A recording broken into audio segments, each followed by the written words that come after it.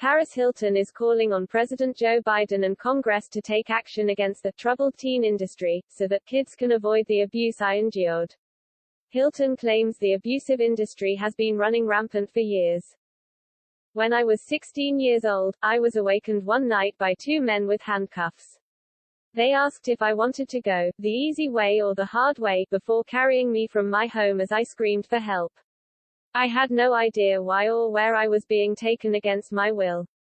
I soon learned I was being sent to hell, Hilton explained in a Monday op-ed for The Washington Post.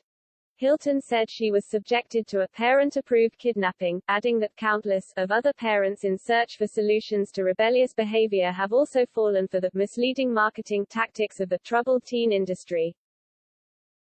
The former reality TV star detailed the abuses and tragedies she personally endured while at 4 different facilities she went to as a teen. I was choked, slapped across the face, spied on while showering and deprived of sleep.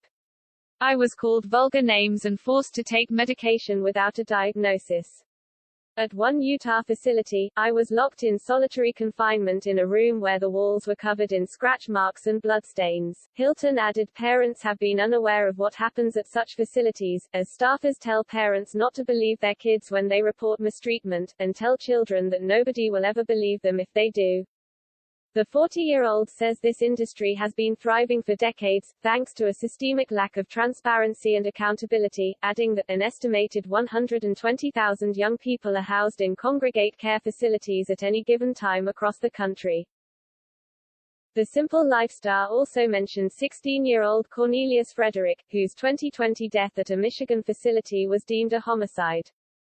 Hilton is now calling on Biden and Congress to enact a basic federal Bill of Rights for young people in congregate care.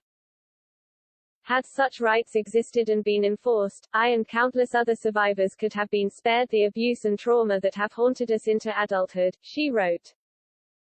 Hilton's call for action comes as several senators demand that Facebook explain how and why its Instagram platform promotes posts glorifying eating disorders to teenagers and young girls.